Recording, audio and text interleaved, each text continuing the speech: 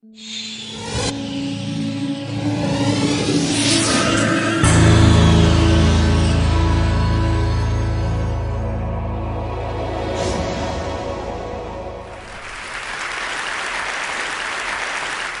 I grew up in New York City, between Harlem and the Bronx.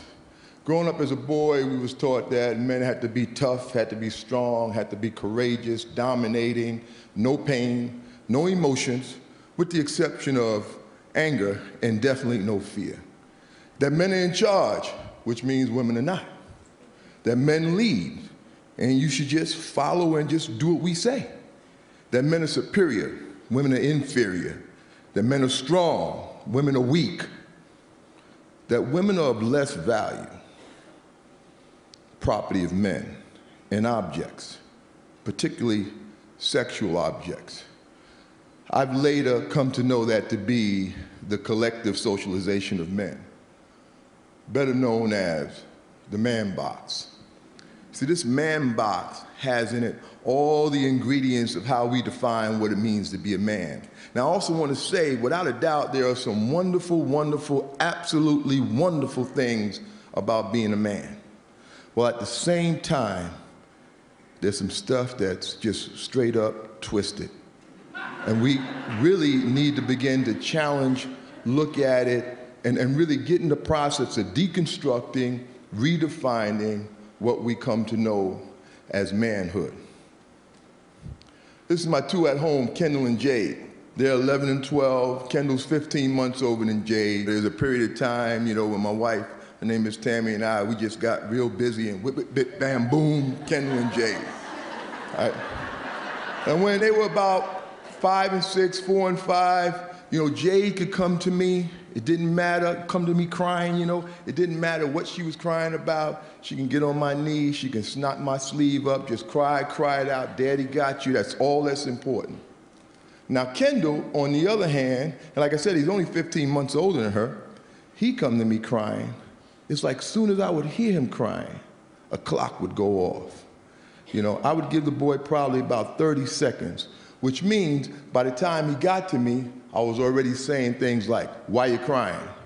Hold your head up, look at me, explain to me what's wrong, tell me what's wrong, I can't understand you while you're crying. And out of my own frustration of my role and responsibility of building him up as a man to fit into these guidelines and these structures that are defining this man box, I would find myself saying things like, just go in your room. Just go on in your room, sit down, get yourself together, and come back and talk to me when you could talk to me like a what? A man. Like a man. And he's 5 years old.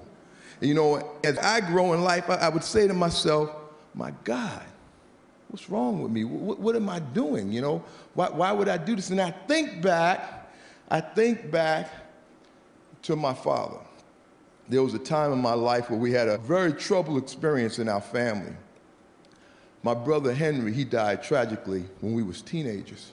We lived in New York City, as I said, we lived in the Bronx at the time. And the burial was a place called Long Island. It was about 2 hours outside of the city. And as we were preparing to come back from the burial, the cars stopped at the bathroom, to let folks take care of themselves before the long ride back to the city. And the limousine empties out. My mother, my sisters, my auntie, they all get out, but my father and I stayed in the limousine. And no sooner than the women got out, he burst out crying. He didn't want to cry in front of me, but he knew he wasn't going to make it back to the city. It was better me than to allow himself to express these feelings and emotions in front of the women. And this is a man who 10 minutes ago had just put his teenage son in the ground. Something I just can't even imagine.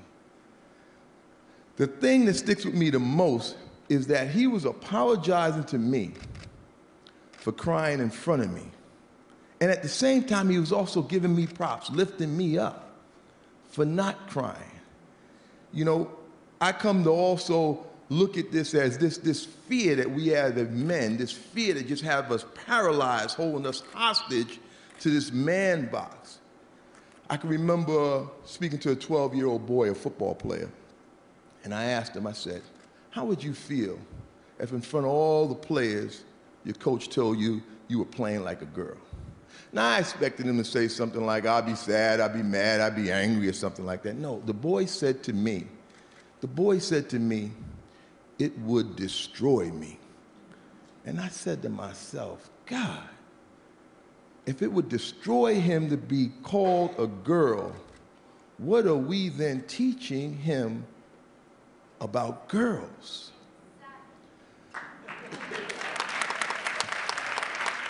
It took me back to a time when I was about 12 years old.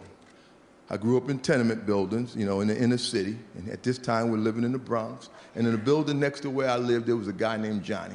He was about 16 years old, and we were all about 12 years old, younger guys, and he was hanging out with all us younger guys. And this guy, he was up to a lot of no good. He was the kind of kid where parents would have to wonder, what is this 16-year-old boy doing with these 12-year-old boys? And he did spend a lot of time up to no good. He was a troubled kid. You know, his mother had died from a heroin overdose. He was being raised by his grandmother. His father wasn't on the set. His grandmother had 2 jobs. He was home alone a lot. But I gotta tell you, we young guys, we looked up to this dude, man. He was cool. He was fine. That's what his sister said. He was fine, right? He was having sex. You know, we all looked up to him. So one day I'm out in front of the house doing something, just playing around, doing something, I don't know what. He looks out his window, he calls me upstairs. He said, hey, Amp, they called me Anthony growing up as a kid. Hey, Anthony, come on upstairs. Johnny called, you go. So I run right upstairs. As he opens the door, he says to me, do you want some? Now, I immediately knew what he meant, because for me growing up at that time and our relationship with this man box, do you want some meant one or two things, sex or drugs. And we weren't doing drugs. Now, my box, my card, my man box card was immediately in jeopardy. 2 things. One, I never had sex. We don't talk about that as men. You only tell your dearest, closest friends, sworn to secrecy for life, the first time you had sex. For everybody else, we go around like we've been having sex since we was 2. There ain't no first time. The other thing I couldn't tell him is that I didn't want any. You know, that's even worse. We're supposed to always be on the prowl. Women are objects, especially sexual objects.